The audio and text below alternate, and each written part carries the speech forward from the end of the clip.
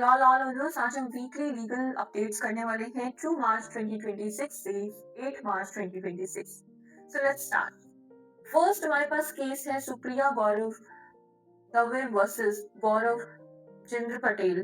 2026 का ये केस है और यहाँ पे क्या है, हमें बॉम्बे हाई कोर्ट का ये केस हम देखने को मिल रहा है। इसमें इसमें हमें ये देखना है कि किस तरीके से हमारी बॉम्बे हाई कोर्ट ने डिवोर्स को किस तरीके से बताया, व्हाट्सएप चैट्स और एसएमएस के बिहाफ पे मेयरली नहीं हो सकता। सो लेट्स रीड क्या हमें जजमेंट मिला है।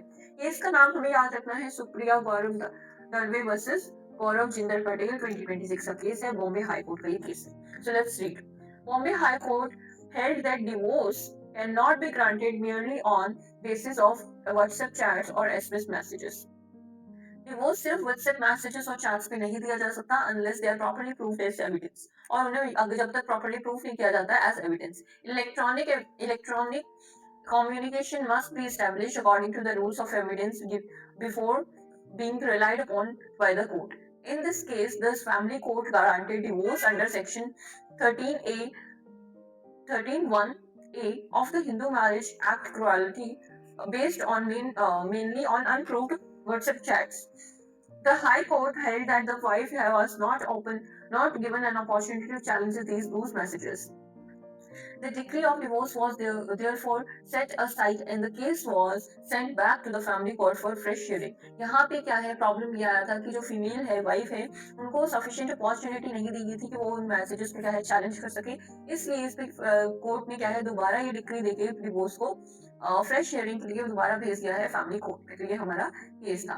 नेक्स्ट केस है हमारे पास Kartik versus state of NCT of Delhi। 2026 का केस है, दिल्ली हाई कोर्ट का है।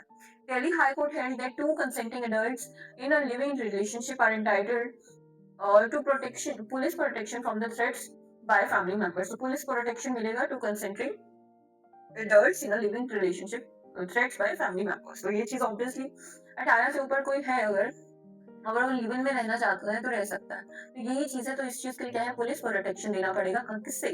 फैमिली मेंबर से, क्योंकि मोस्टली प्रॉब्लम फैमिली मेंबर से क्रिएट करते हैं। ये the court affirmed that the right to choose a partner flows from Article 19 and 21 of the Constitution. No person, including parents or relative, has the authority to interfere with such a relationship.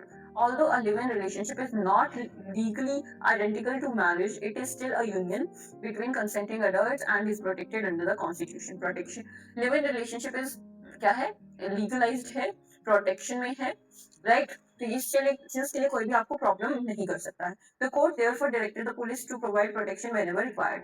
जब भी होगी जरूरत हमें किस case की, protection की, तो वो प्रोवाइड करनी पड़ेगी।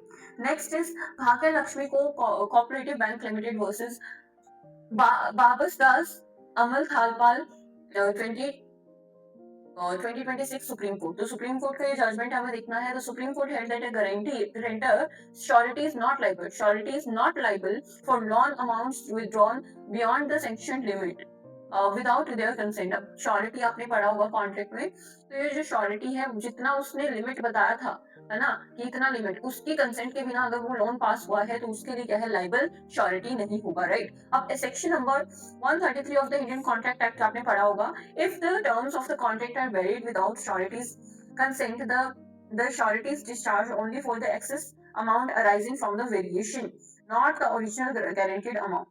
तो हमें ये देखना है कि इन दिस केस क्या हुआ कि जो भी श्योरिटी ने कंसेंट अपना दिया सिर्फ उस अमाउंट के लिए वो क्या होगा, लाइबल होगा।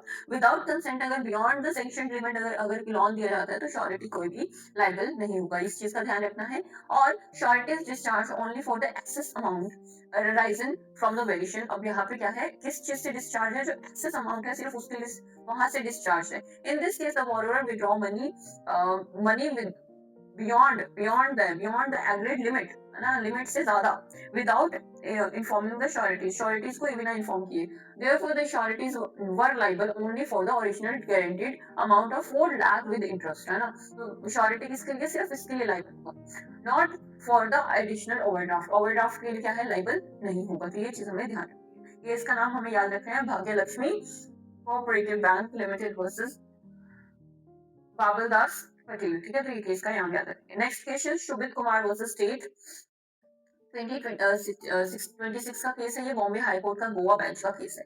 Bombay High court held that the threatening suicide to force a minor girl to accomplish the accused amounts to impeachment under section 363 IPC kidnapping. तो ये क्या है, यहाँ पे अगर कोई सुसाइड की थ्रेटनिंग देता है कि मैं सुसाइड कर लूंगा एक माइनर गर्ल को, to accompany the accused amounts to impeachment, तो ये क्या है, impeachment होता है, right? The court stated that the kidnapping does not always require physical force. Kidnapping में सिर्फ physical force हमेशा जरूरत नहीं होता है, emotional pressure और manipulation भी होता है, जो क्या है इसे enactment में होता है। The victim left her home because she feared the accused would harm himself, showing that her decision was influenced by emotional coercion. The court found the victim's testimony reliable and upheld conviction under section 363 IPC, Section 376 IPC and POCSO Act, confirming that 10 years imprisonment awarded by the trial court. Trial court ने 10 साल की सजा दी थी, तो वही चीज को क्या है आगे कंटिन्यू कर दिया गया, इमोशनली मैनिपुलेट किया बच्चे को, right.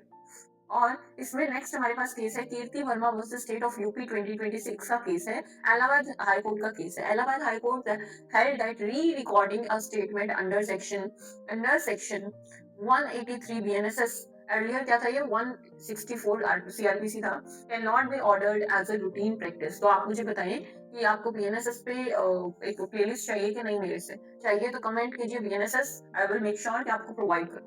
The purpose of the section 183 is to record a voluntary and reliable statement before a magistrate during investigation. Investigation में voluntary and reliable अगर statement record की जाती है, the law does not permit repeated recordings. Repeated recordings क्या है, permitted नहीं होती हैं as a standard procedure. Re-recording can be allowed only in exceptional situations as when the earlier recording was coerced, है ना, coercion के थ्रू है थी, improperly recorded, properly अच्छे से रिकॉर्ड नहीं हो गया है, when serious procedure lapse हो जाता है, procedural lapse हो जाता है, और new material facts arise हो जाते हैं। In this case, the court found that the victim had voluntarily given the statement, had read it herself and had signed it. Since there was no extraordinary circumstances, कोई extraordinary circumstances नहीं थे, तो report क्या है dismiss कर देती है, writ petition की री रिकॉर्डिंग की जाए, राइट। तो ये कोर्ट ने बहुत अच्छी चीज की है, एक जो बाउंड्री है वो बनाई कि कब री रिकॉर्ड किया जा सकता है। नेक्स्ट केस हमारा है, क्या केस है, let's see. Shrimati Gudiya Nagesh versus Neel 2026 Chandigarh high court. ये नील क्या है आप मुझे बताएंगे, राइट, कमेंट सेक्शन में क्या होता है नील। तो छत्तीसगढ़ हाई कोर्ट ने क्या किया, क्या आप देखते हैं, let's see. Chhattisgarh High Court held that the members of scheduled tribe can voluntarily choose to be governed by Hindu Marriage Act if they follow Hindu customs and practices. तो यहाँ पे क्या है, शेड्यूल ट्राइब के लोग क्या है, Hindu marriage की तरह गवर्न हो सकते हैं, चूज कर सकते हैं वॉलंटरी, क्योंकि वो क्या है हिंदू कस्टम्स एंड प्रैक्टिसेस को क्या करते हैं, फॉलो करते हैं, राइट। आगे बढ़ते हैं। Although section 2 sub clause 2 action में जनरली exclude generally क्या करता है एसटी कम्युनिटीज को, this provision is meant for best protection not as a regrade exclusion. तो ये प्रोटेक्शन के लिए था, रिग्रेड एक्सक्लूजन नहीं किया गया था। If parties admit that they follow marriage according to Hindu rites rituals such as saptapadi, and आपने पढ़ा होगा हिंदू मैरिज लॉ, तो उसमें सप्तपति की बात है, सात फेरे की बात की गई है, फॉलो करते हैं अगर हिंदू कस्टम्स, तो they can not be denied to seek remedies, है ना। तो यहाँ पे फायदा क्या होगा कि वो रेमेडीज ले पाएंगे under Hindu marriage act. Accordingly the court allowed the appeal and direction to the family court to decide the mutual divorce petition under section, ये आपने पढ़ा होगा section 13B Hindu marriage act में क्या है, म्यूचुअल डिवोर्स के लिए हमारा सेक्शन है, ठीक है। म्यूचुअल डिवोर्स आपको इसमें बताया कि वो उनका करवाया गया, राइट। तो ये हमें ध्यान रखना है, आप अपना ले सकते हैं screenshot. Next is Israil Ahmad Khan क्या है, versus Amarnath Prasad 2026 Supreme Court. तो ये जो केस है बच्चा आपको पीडीएफ मिल जाएगी डिस्क्रिप्शन में, राइट, तो आप देख लीजिएगा, राइट। आगे क्या है, the supreme court held that the contempt of court is not limited to the parties named in the original case. Any person or authority who knows about a court order and deliberately helps in disobeying it, can be punished for contempt. तो अगर मान लो कि order के बारे में किसी को पता है लेकिन वो क्या है अपनी जानबूझ के क्या है डिसऑबे कर रहा है तो उसे पनिश किया जा सकता है कंटेम्प्ट के लिए, राइट। अब इसमें क्या ऐड किया है कंटेम्प्ट ऑफ कोर्ट क्या है सिर्फ पार्टीज पे लिमिटेड नहीं है ओरिजिनल केस में, राइट। तो ये चीज है the court explain the liability arises from the conduct that obstructs the administration of justice, not merely from being a formal party to the case. Authorities involved in implementing a court order cannot be avoid responsibility by claiming that they were not a part of original litigation, since the state officials had knowledge of the order and still failed to compile. The court may found a prima facie case of contempt and granted a final opportunity for compliance. तो ये चीज क्या है prima facie case में माना गया और उसे कंटेम्प्ट माना गया और फाइनल अपॉर्चुनिटी दिया गया कंप्लाइंस के लिए। नेक्स्ट इज भीम सिंह भगवान दत्त भट्टा 2026 का केस है ना, उत्तराखंड हाई कोर्ट का केस है, हमें ध्यान रखना है। सीआरपीसी से रिलेटेड केस है, मतलब बीएनएसएस से रिलेटेड केस है। अब इसमें क्या है जो हमारा बीएनएसएस है उसका सेक्शन नंबर 223 है और सीआरपीसी का 202 सेक्शन है। इसके बारे में बात कर रहा है makes it mandatory for the magistrate to conduct an inquiry और ऑर्डर ना, मैजिस्ट्रेट के लिए मैंडेटरी कर दिया कि क्या करना है, कंडक्ट करनी है इंक्वायरी और order investigation before summoning an accused who live outside the court's territorial jurisdiction। जो पर्सन क्या है टेरिटोरियल जुरिस्डिक्शन के कोर्ट के टेरिटोरियल जुरिस्डिक्शन से दूर रहता है तो उसके लिए क्या है समनिंग करना क्या है बहुत जरूरी होती है। The proviso shall uses the word shall use करता है ये word, making the requirement compulsory कर देता है and this safeguards prevents mechanical summoning of persons residing outside the jurisdiction. The court clarifies that this rule also applies to check dishonor cases under NI जो हमारा होता है Negotiable Instrument Act का section number 138, right? Since the magistrate issues summons without conducting the required inquiry, the summoning order and criminal proceedings were quashed। ये चीज हमें ध्यान रखनी है ना। तो मैजिस्ट्रेट का क्या है सम्मन करना बहुत जरूरी हो जाता है। नेक्स्ट केस हमारा लेट्स सी कौन से केसेस और भी पड़े हैं, है ना। तो 2 केसेस और हैं आज के लिए। Usha Martin limited versus भालुकगढ़ technologies limited 2026 का केस है, कैलकाटा हाई कोर्ट का केस है, कलकत्ता नहीं Calcutta. The Calcutta high court held that order 11 rule number 15 CPC does not create a absolute bar on producing documents later in commercial suit।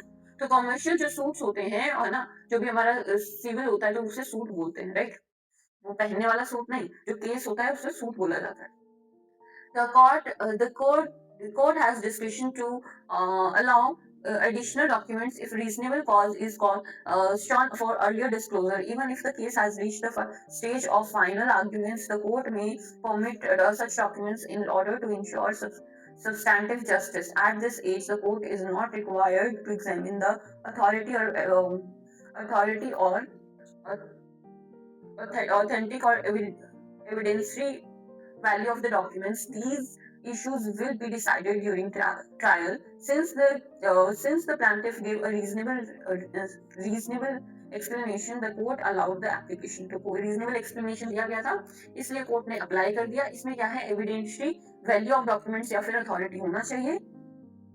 और अगर क्या है यहाँ पे जो सीपीसी का बात की गई है कि ये क्या है एब्सोल्यूट बार नहीं लगाता कि कोई प्रोड्यूस डॉक्यूमेंट बाद में किया ही नहीं जा सकता कमर्शियल क्या है सूट्स में। तो ये चीज हमारी कैलकाटा हाई कोर्ट ने बताया है। लास्ट हमारा रह गया है केस लॉ लीगल अपडेट रह गया है जगदम्बा हरिजन वर्सेस स्टेट ऑफ यूपी 2026 का केस है, रिसेंट केस है।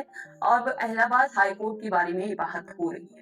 Allahabad high court held that an FIR written with the assistance of an advocate does not become doubtful on the ground of on that ground only। ठीक है, एक FIR जो लिखी गई है लीगल एडवोकेट के द्वारा है ना एग्जिस्टेंस के द्वारा, वो क्या है डाउटफुल सिर्फ इसके लिए नहीं हो जाती और फोर्स नहीं हो जाती सिर्फ इसी के कारण, है ना। कहने का मतलब क्या है legal existence is available at every step of criminal proceedings including at the time of launching an FIR. अगर एफआईआर भी आप स्टार्ट कर रहे हो है ना, फाइल कर रहे हो एफआईआर को, तो तब से लीगल जो है हेल्प होना शुरू हो जाता है। In the case In the case of an acid attack, delay in logging and the FIR was justified. यहाँ पे acid attack में FIR का delay होना justified था because the victim was first taken for medical treatment. पहले मैं victim को वहाँ medical treatment के लिए लेके गया, बहुत ज्यादा victims थे देखो. The court stated that providing medical aid must take priority over filing FIRs during the investigations. यहाँ पे कोर्ट का क्या क्या डिस्क्रिप्शन था, तो let's see. So, let me highlight. The court stated that providing medical aid becomes priority over filing FIRs in such emergencies. है ना, acid attack का आपको पता है कि अगर उसमें पानी ना डाला जाए, राइट, ठंडा ना किया जाए, तो वो बिल्कुल ही जो स्किन है उसे गिरा सकता है. आपने छपाक मूवी देखा होगा, राइट, उसमें यही सेम चीज होती है. तो वो चीज के लिए क्या है, इमरजेंसी हो जाती है हॉस्पिटल मेडिकल ट्रीटमेंट के लिए, तो FIR बाद में भी की जा सकती है. Since the FIR only initiates criminal proceedings, FIR सिर्फ क्रिमिनल प्रोसीडिंग्स देखती है, नॉट सब्सटेंटिव एविडेंस, तो कन्विक्शन वाज अपहेल्ड. यहाँ पे कन्विक्शन क्या है, अपहेल्ड किया गया था. सो आप मुझे बताएं आपको कैसा लगा ये हमारा लीगल अपडेट्स का जो हमारे सेगमेंट है. आप वो चाहते हैं कि इसे कंटिन्यू किया जाए तो आप कमेंट में लिख दीजिए यस कंटिन्यू, है ना. और आपको अगर बीएनएस का कुछ चाहिए, हिंदू मैरिज एक्ट का कुछ चाहिए, आई एनआई एक्ट का चाहिए, या फिर किसी और एक्ट के बारे में कुछ भी लेक्चर्स चाहिए, तो काइंडली कमेंट डाउन. कमेंट के बिना मैं नहीं ला पाऊंगी आपके लिए लेक्चर्स. सो आपको आई होप कुछ बेनिफिट मिला होगा इस वीडियो से. मिलते हैं नेक्स्ट वीडियो में. आप है द लॉ लैब पे. जय हिंद, जय भारत.